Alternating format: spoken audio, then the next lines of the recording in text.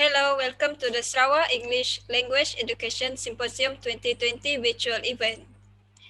I am super excited to have you here, excited about all the amazing sharing that we're gonna have today.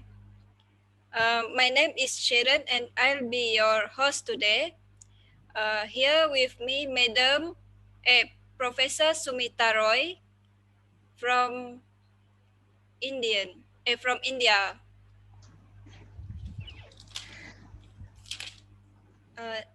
Now, before we begin, let me introduce about the Professor Sumita Roy. Professor Sumita Roy is an Indian literature and language professor with 33 years of undergraduate and postgraduate teaching experience in both university and 7 years in private college. She received an award in 2006 conferred with Books on Books Award by the Federation of Indian Publishers, New Delhi, for publications entitled Never Say No to Life. Without further ado, I would like to welcome Professor Sumita Roy to give a sharing on a topic, communication ethic on 2020. Okay. My greetings to all the participants. Namaste from India. And my thanks to the organizers. They have invited me, so I'm thankful for that. I'm also thankful because they have chosen the theme of this year, Opportunities Amid Adversity. This is an excellent theme, and especially for English teachers. I was told that the participants today teach English. I'm happy that a lot of English is being taught in a country whose language is not English, like our country, where we have scores of languages, but we still teach English in addition to all our languages. So for the language teacher, the year 2020, that is adversity, a difficult year, has been of great opportunity. That is why I liked the theme chosen by the organizers. What I would like all English teachers to do is aim for self-improvement in this difficult time. If one teacher improves herself or himself, thousands of students benefit from it. In your career, you will have thousands of learners coming to learn English from you. So if you improve yourself, then you will be actually helping thousands. This is what is most important for us to remember. Therefore, the year 2020 has given us this opportunity.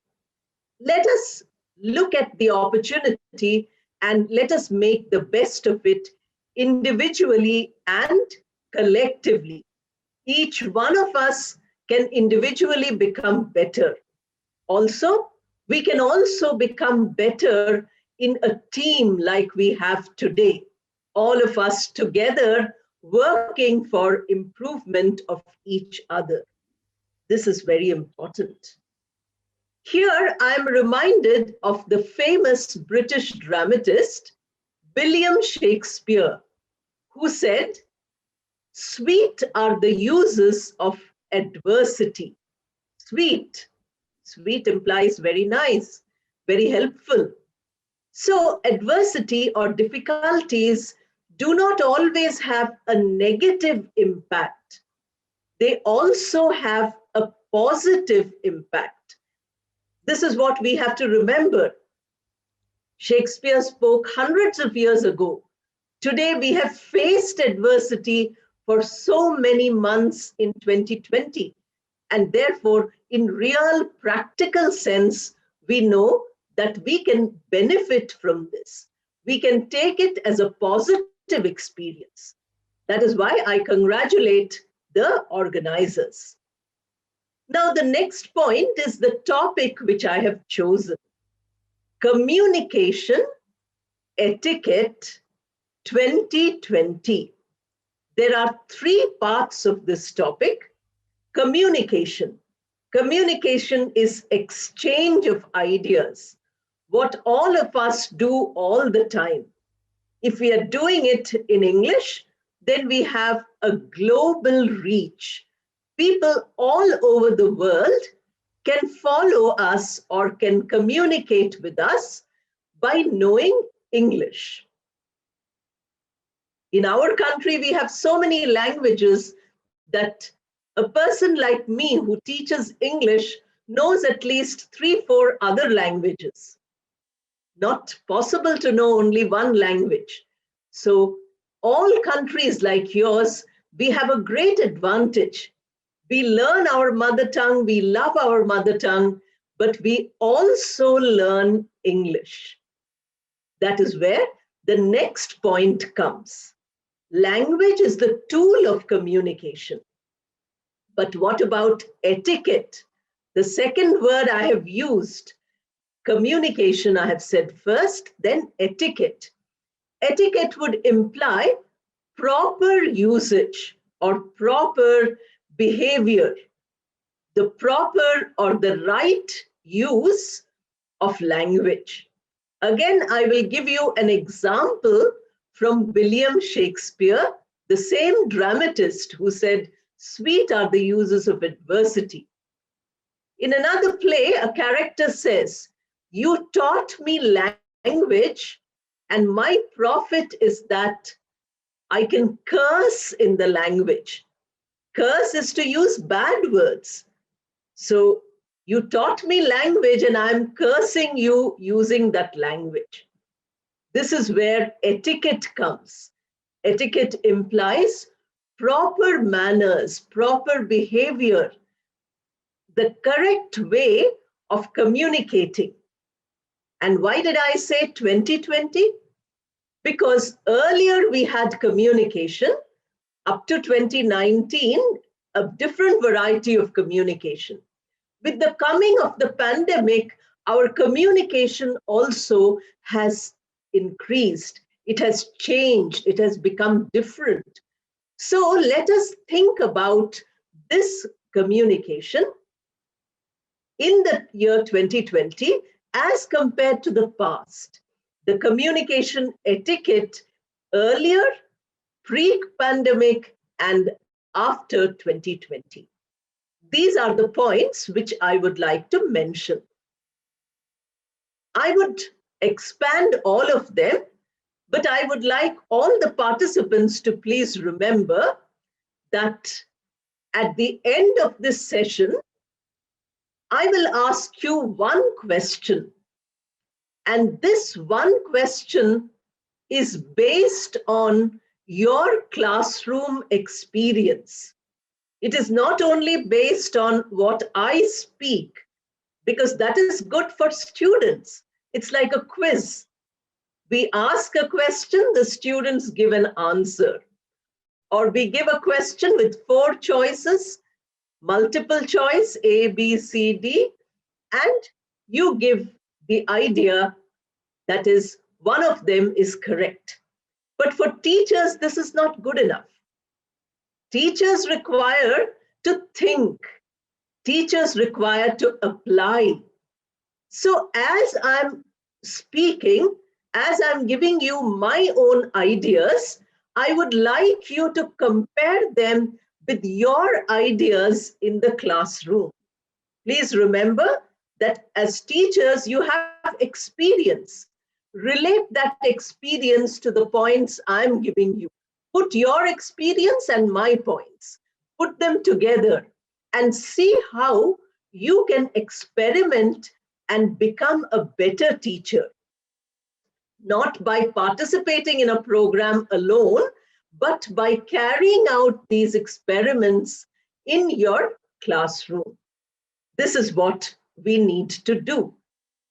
Now I would like to divide my presentation into language, that is, importance of language for communication etiquette, importance of the skills. Languages are tools. We use the tool of language for communication. Second point is the skills of communication. Communication skills are LSRW.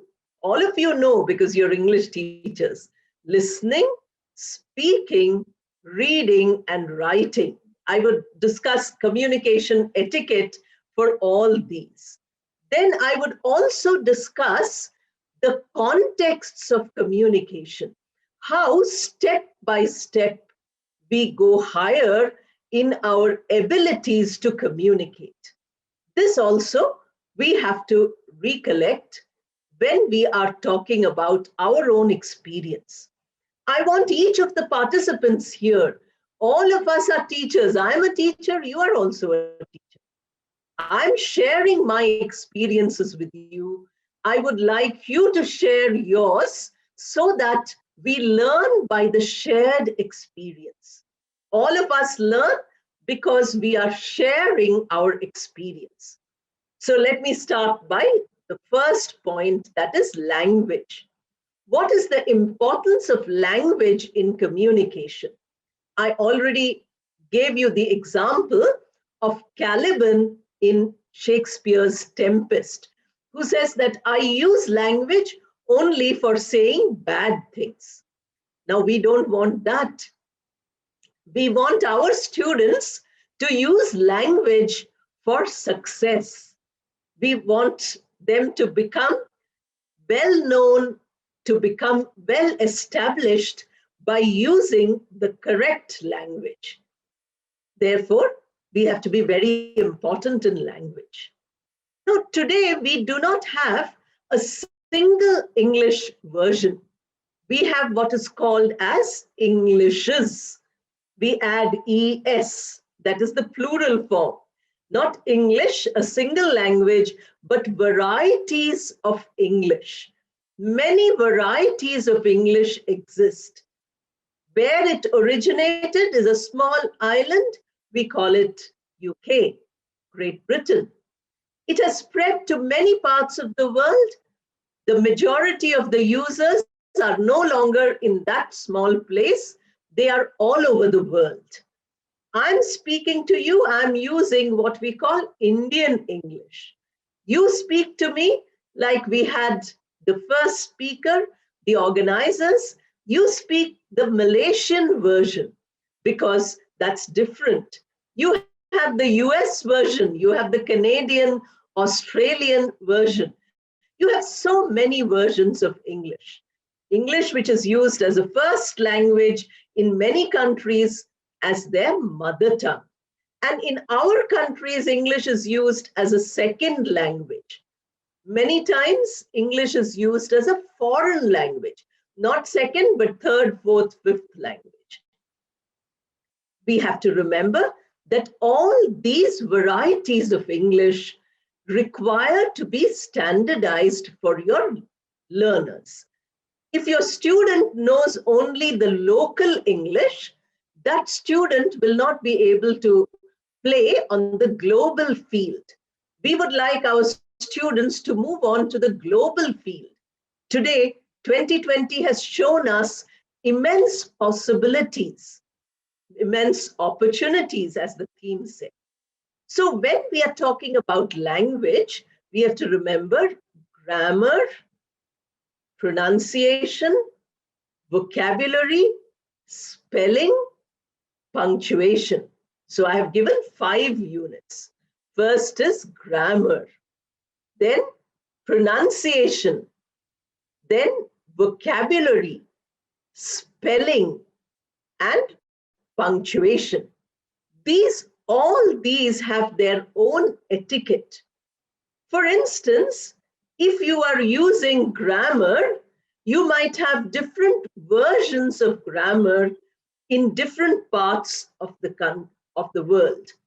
A slight difference in the use of grammar. It is not correct or wrong. It is acceptable. This is called etiquette. So what is acceptable in this version of English might not be acceptable in the other version, or it might become a little difficult to understand. I can give you many examples of Indianisms which are used. Since I'm not familiar with Malaysia, I'm not able to give you many examples of this. But I can certainly give you examples where the use of the article is a or an or the. This gets, disrupted. So we are violating communication etiquette because the standard English requires this. A regional version of English is not using it. Therefore, let us have this etiquette. Etiquette would imply self-improvement. I'm stressing on this again and again. Self-improvement. So when we talk about grammar etiquette, we see if you speak about American English, somebody says, I will swing by. That means they will come and visit you. In British English, you won't find this swinging by expression. So etiquette would imply when we are speaking to a particular audience, we speak in their form if we know. Therefore, we have to be expansive. You know how to use the pandemic. We learn all this online and we execute it. Then we have, of course, the second point, and that is pronunciation. A lot of differences of pronunciation are there all over the world. Suppose you watch English movies in Malaysia, which are not Malaysian English movies, you might require a subtitle because their pronunciation is different from what we are used to. So if there is the subtitle, we can read it, we can hear it, and we can learn. This is a wonderful way of naturalizing your students' pronunciation to a global standard. You play the same thing again and again, they learn the pronunciation. This is the etiquette. Today in 2020, why we have more opportunity is because the students have more free time, the teachers have more free time, the structured education is not there so much, at least in our country. I don't know about Malaysia, how it is. Since we have more time than our usual term time, we can use it for self-improvement. Give your students the self-improvement tool, they will discover so much. It's the most exciting adventure to discover. As teachers, we experiment. As students, they discover. And both these, if we combine, the student and the teacher comes together, it's a wonderful teamwork. You can generate so many ideas. Similarly, vocabulary. Many words which are in British English different from American English. You can get the list online. I don't have to talk to you about it. You know, apartment is called as a flat in British English. A taxi is called as a cab in American English. So we have so many differences. Now, etiquette would imply use it in the right place. Know both and use them correctly. We have also what is called as formal and informal English. So if it is a formal context, use formal English. If it is informal, use informal English. For instance, very popular saying, at least I find youngsters in India do it. Say, I gonna learn English. Now, gonna is a word which is informal. First, you learn good English, formal English, then you can use this informal version. If you know I'm going to learn English, then you can shorten it and say, I'm gonna learn English. So the word gonna and the word going to, these are two versions. You know, similarly, spelling, punctuation, all these have etiquette. When we are writing, for instance, you know, you are sending a formal email or a formal WhatsApp, social media, you make a mistake in punctuation or spelling, it gives a bad impression. Therefore, we need to be very careful. Now we come to the idea, and that is the idea of the skills of communication. I told you first point is language. I'm not using a PowerPoint because I want your mind to be like the screen. Every participant should have a mind where all these ideas are becoming active. Each of you compare these ideas to your own classroom experience, and then you will find that you know as well as I do. I'm not telling you anything new. You know all this, but in a structured form, I'm giving it to you so that tomorrow students can benefit from this. So we have finished language. Now we come to the LSRW, the skills of communication. Now, listening etiquette. Listening, we always say it should be active listening. In 2020, what has happened? We are, most of the time, it is an online listening. So you can log in and then your mind logs out. The computer is logged in, but the software here has gone somewhere. You're thinking of other things, sitting in front of the computer screen, you are thinking of other things. You are not listening. So this is passive listening. This is indifferent listening. This is not communication etiquette. Earlier, we used to talk about active listening, where you had to also talk about body language, eye contact, etc. Today, I have no eye contact with any of you. I have only eye contact with my camera. You can imagine, I'm visualizing all your bright, wonderful eyes, very intelligent eyes when I look at the camera, and then I'm talking to you. Therefore, what we require is that we have to have total involvement when we listen. When we listen, we evaluate. When we listen, we share our own experience in our mind with the experience of the speaker. You can't speak, but you can certainly compare your experience with what I'm saying. Then we come to speaking. Speaking etiquette is much. For instance, the speed of speaking. The speed at which I'm speaking now is very slow because I'm speaking to you long distance and I'm speaking slowly. Suppose I get a chance to visit Malaysia or you get a chance to visit India. We meet face to face. I will pace up my speaking. I'll speak very fast. I won't speak so slowly. You get the pace? The pace changes. That is etiquette. If somebody is able to understand, then what you do is you allow them a faster pace because they are able to understand.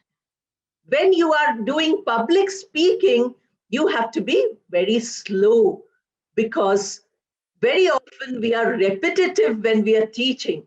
All teachers know this because some learners are slow learners, they learn slowly. Therefore, we have to remember speaking etiquette has examples from our life every day. You want to correct a student, you say, "Oh, you are terrible."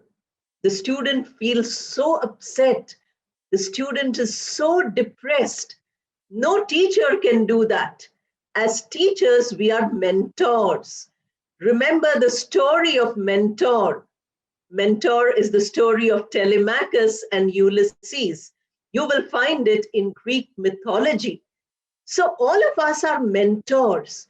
And this mentoring which we do to our students is to give them support. We are always there supporting them, helping them. That is what a good teacher does. We never give them negative feedback. Even if we want to give a negative feedback, we put it in a positive language. The feedback is not good, but the language is positive. This is another example of speaking etiquette. Then also the loudness of your voice. As a teacher, you have to be loud and clear so that everybody in the class can hear you. I don't know about class size in Malaysia, but sometimes the class sizes I taught when I was very young was about 100 people in a single room with no mic. No mic, only the God-given voice. So you can imagine how the voice quality, the intonation, all these are a part of speaking etiquette. Then polite language. We say please and thank you. We say sorry. These show that we are using speaking etiquette. Like that, hundreds of examples are there. Each of these points we can discuss for many hours. That would be wonderful if you can do it with all your students. Then we come to reading and writing. These also have their own etiquette. When we are talking in terms of reading and writing, we have to remember that we are, while reading, do we read without any bias? Sometimes we read and say, oh, it's terrible. Already we have made up our mind that it is terrible. Then we cannot get anything out of it. Students who feel English is very difficult do this. For them, English is so difficult that they read with this fear in their mind. When the pandemic came for the first time, all of us were reading the news items with a lot of negatives in our mind. I'm sure you remember. Today, the pandemic has become old, vaccines are coming. Therefore, our reading ability has changed. These are all points of reading etiquette. So check your student's mindset when the student is reading something. Loud reading for your students is a wonderful way of learning English. And loud reading also involves, singing. If you give them a song, old 1950s English song, give them the words of the song, they read the words, they sing along, their English improves. In many workshops, I do this, and the response is wonderful. They all enjoy it completely. Then we have writing. Writing has a lot of etiquette. For instance, email. The way in which we write an email has a huge etiquette. Again, you can find all these ideas online. I'm just mentioning them because all of you are teachers. I'm sure you know all this. I'm only telling you because this is to refresh, like we do it to the machine. It is not working, we press the refresh button. So my idea today is I'm pressing your refresh button in your mind, and your experiences are getting activated, and you are now thinking about communication etiquette. In listening, what etiquette have I observed in my life? Please think. In my classroom, in my surroundings, what is the listening etiquette I have observed? Either positive or negative.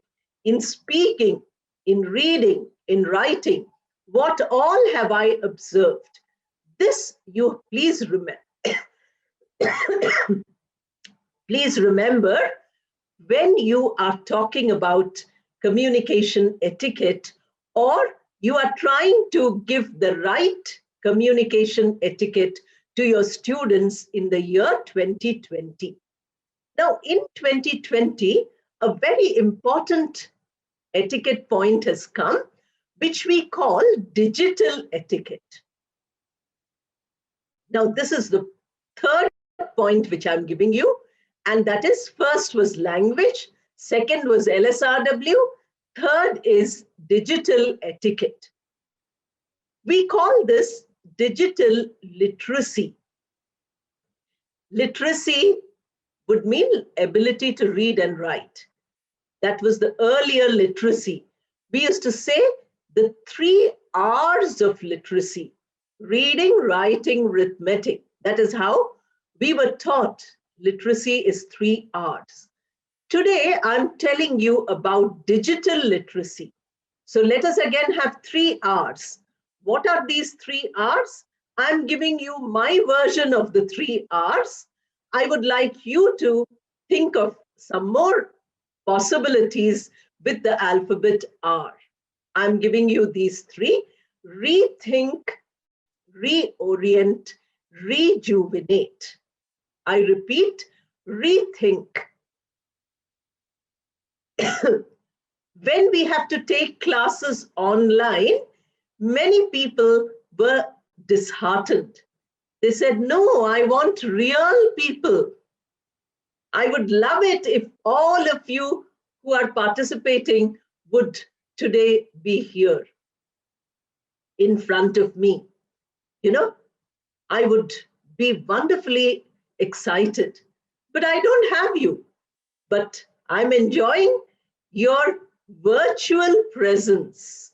I'm enjoying your presence, imagining that you are there. Therefore, please remember that digital rethink is very important. Earlier, we had some kind of thinking.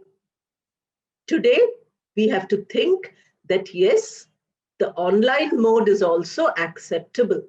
We have to think of the kind of etiquette which is applicable in the online mode. Then we have what we call as reorient. In the classroom, we taught in a different way. Sorry. Our style and our tools were different in the classroom.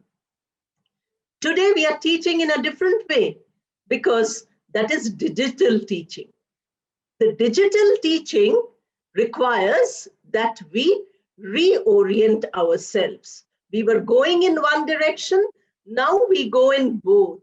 We are happy with a physical classroom, we are happy with an online classroom. We are equally comfortable in both. We have no problem with either. And the third one, very, very important, rejuvenate. Rejuvenate is to make yourself more energetic.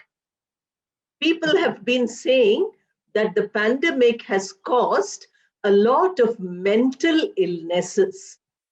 As teachers, we have to ensure that no student has this mental illness. So we have to make them feel excited. We have to make them feel energetic. And that is what is digital etiquette. How can we do it? By communication. That is my topic today, communication etiquette. So by using communication, we need to ensure that rethink, reorient, and rejuvenate. These 3 things are there. Now, the last point, and that is point number 4, which I will mention before we go on to the next segment, and that is where we are going to talk about what you can share with everybody. You can ask questions also, and I will pose one question which whoever answers best gets something from the organizers. So this is also a possibility. Now, let me talk about this last point. So what is important in communication etiquette? We have steps. I already told you, step number 1, 2, 3.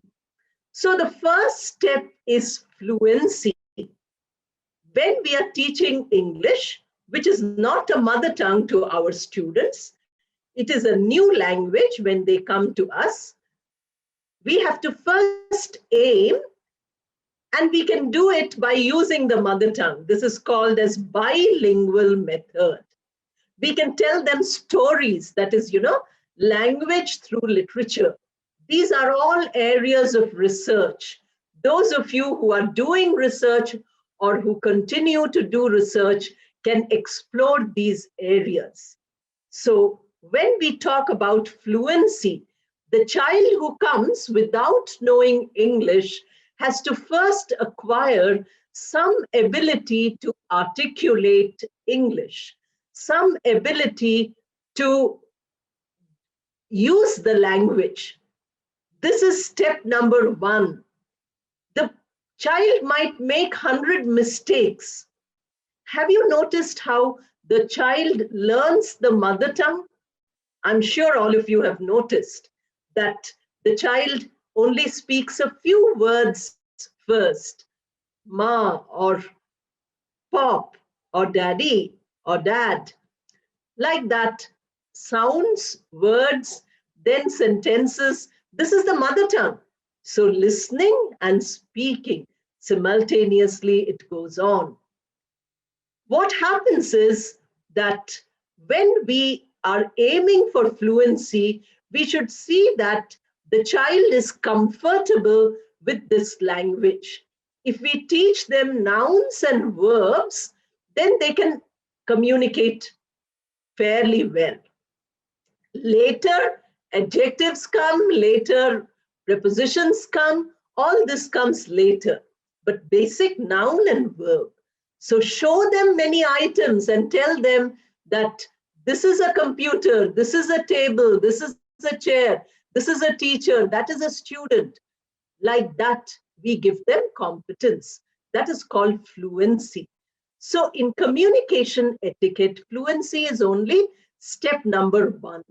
Step number 2 is accuracy. Accuracy would mean correct use of the language. Now, are we using the language correctly? So once we learn with the mother tongue, bilingual method, then we should leave the mother tongue. Please leave it aside and take only English to the next step. Accuracy. Learn correct English. Many times while writing, we make mistakes in grammar, we make mistakes in vocabulary, spelling, punctuation. While speaking, we make mistakes in pronunciation. These things violate the communication etiquette, because when we are talking about a language, we must remember that that language has to be given respect. When I speak my mother tongue, I give a lot of respect to my mother tongue by not using English. I'm an English teacher, so I can start using English instead of my mother tongue. I don't do that. I love and respect my mother tongue when I'm speaking that. You do the same with your language. When we speak English, we do the same. We give a lot of respect to the language. And this is accuracy. Second step, very important step, we learn English to English, watch movies, interact on social media, see the short films. So many BBC serials are available, so many songs on YouTube, singers like Jim Reeves, etc. Beautiful words and beautiful music. The idea is to learn correct English, to learn English in the formal, correct way, accuracy. Then the highest level, the level which gets you the best communication etiquette, and that is the contextual communication. Whatever the situation, you are able to communicate. With a small child, you can communicate beautifully. With a grown-up person, you can communicate. With an elderly person, you can communicate. With your bosses, you can communicate. With your subordinates, you can communicate. All comfortably. You don't have this problem of moving from context to context. For you, every context is comfortable.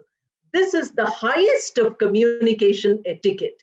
When we know language, when we know the four skills, when we know the digital literacy, we are able to communicate not only in the past, but in the year 2020 also.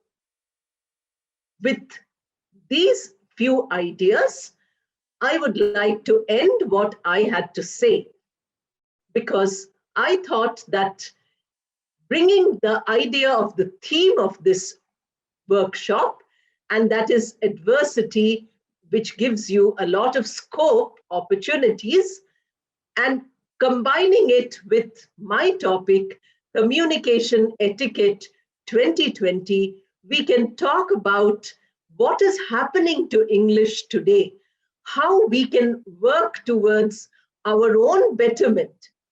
Although I have taught English for 40 years, it doesn't mean I know perfect English.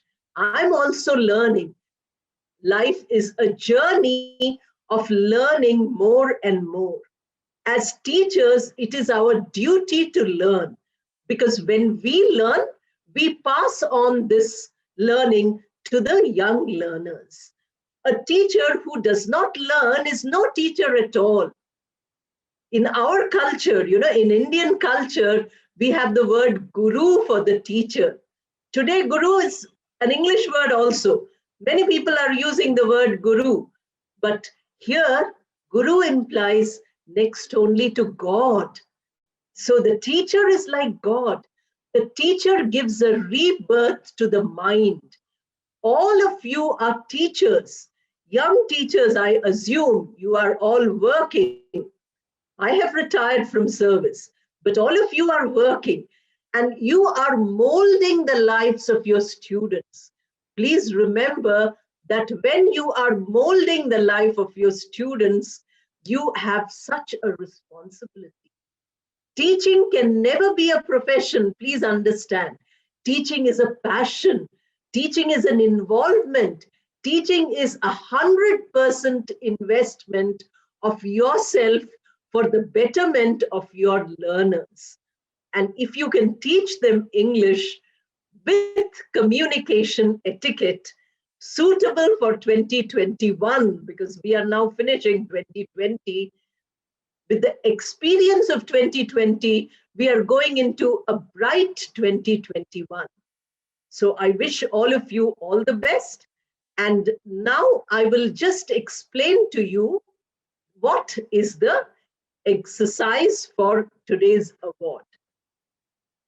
Here, I will give 1 minute to the participant. You have to listen to me very carefully. You can speak for 1 minute. And that is, like we play jam, just a minute. I didn't want to give you a question answer quiz because you are not students, you are teachers. Now, I will ask you a question. Whoever is willing to, without thinking, give a 1 minute presentation on this question can put their names in the chat box. The first 3 names which come into the chat box will get the chance. Out of these 3, 1 will be chosen as the best. Now, please listen to the question clearly. If you have not understood the exercise, please ask me some question and I will tell you again. The question is, you have to give an example of etiquette in speaking from your own teaching experience. Give an example of the etiquette in speaking from your own teaching experience. Now I'm looking for 3 names on the chat box. 3 people without taking much time.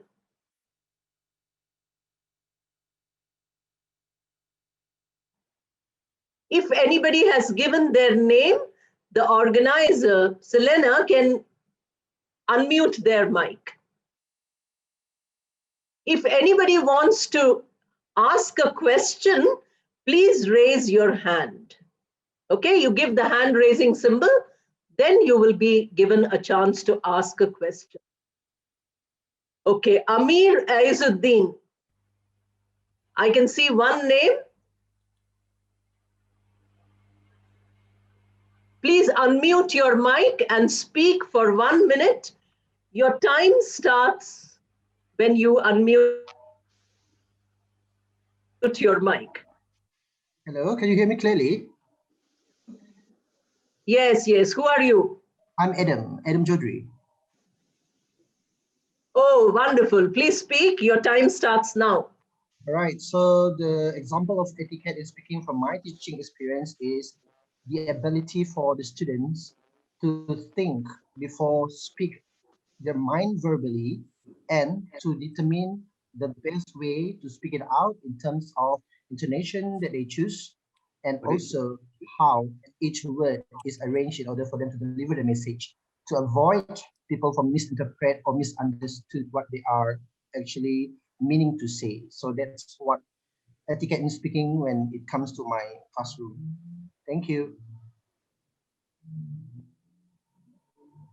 Okay, that's wonderful. In 40 seconds. Very good. Okay. Do we have Amir ready? Hello there, can you hear me? Yes, very clearly. All right, hello, Professor. It's me here, Amir. So regarding the question you're asking for about the example of etiquette speaking, my experience of teaching for the rural kid especially, well, what I think about speaking etiquette is the teacher itself need to speak loud and clear expression, especially when the words are confusing to the kids. We need to speak very slowly manner and loud and clear. That is the first one. Second one is also for me is body language teaches me also for to enhance the word that I'm about to explain. So the experience that I'm having is first one is about loud and clear and about body language itself to teach etiquette of speaking for the kids in school. So thank you, Professor. Okay, very nice. Wonderful. Anybody else? I thought you 3 or 4 people could speak. I have not got any other names. Sharon, are there any questions? If there are any questions, I can answer them. We still have time.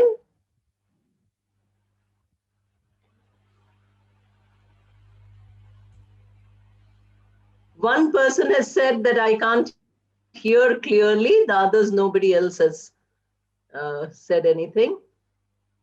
Okay, Sharon, speak, child.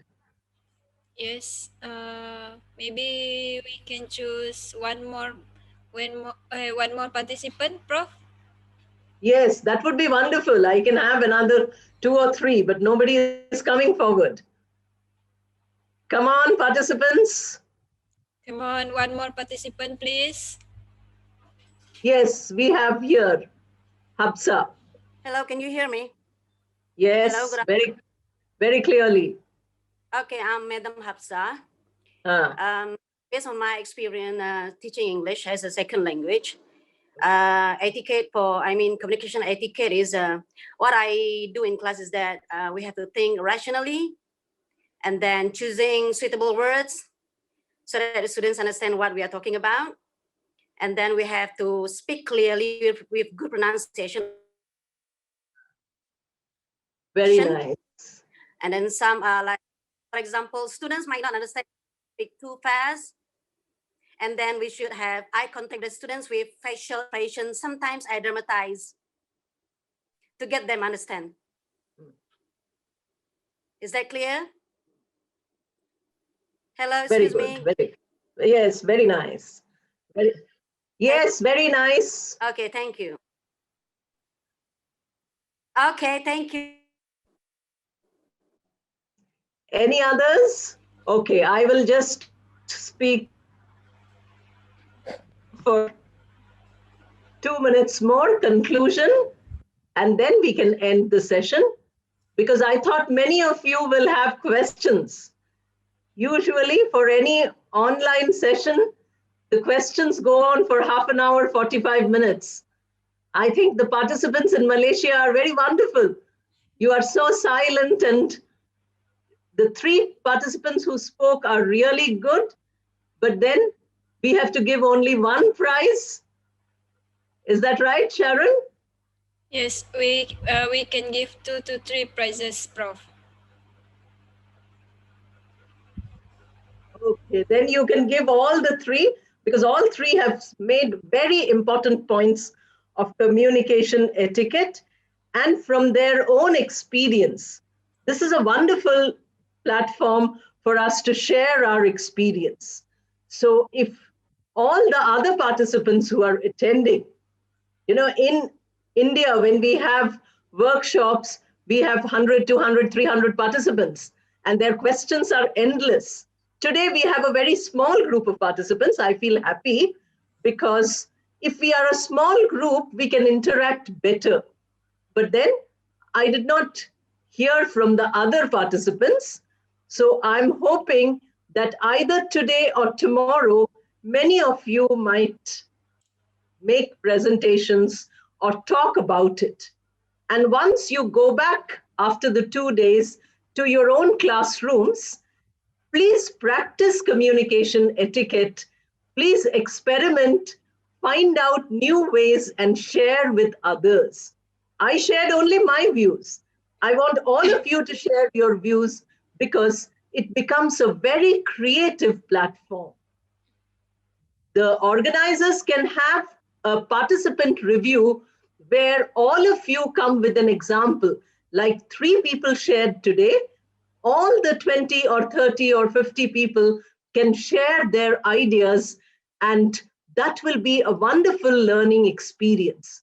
I'm sure after hearing the 3 speakers, all of you have also thought of many ideas which are in your mind. A teacher cannot afford to be silent. So I don't want the participants to be so silent. But let me say once more that I was happy to be there without traveling all the way to the geographic place, Malaysia. I could travel through the online mode. I visited your country in 2011.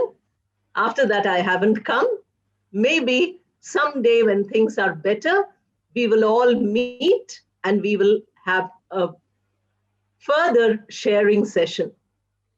I also thank the organizers.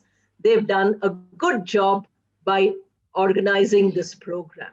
Okay, I hand over, I'm switching off my audio. I hand over the mic now to Selena. Okay, now we were going to proceed with our next session, which is poll session.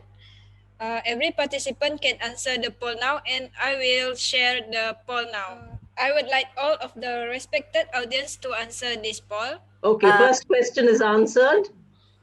Okay, Okay, this is the question 2. okay. Okay, done. No. Yes, that is Done. good. 2 questions. Yes, 2 questions. Sharon has 3 more, which I sent. After the workshop is over, you can share it with the participants. Okay, thank you. Okay, okay. Now, should I leave the meeting now?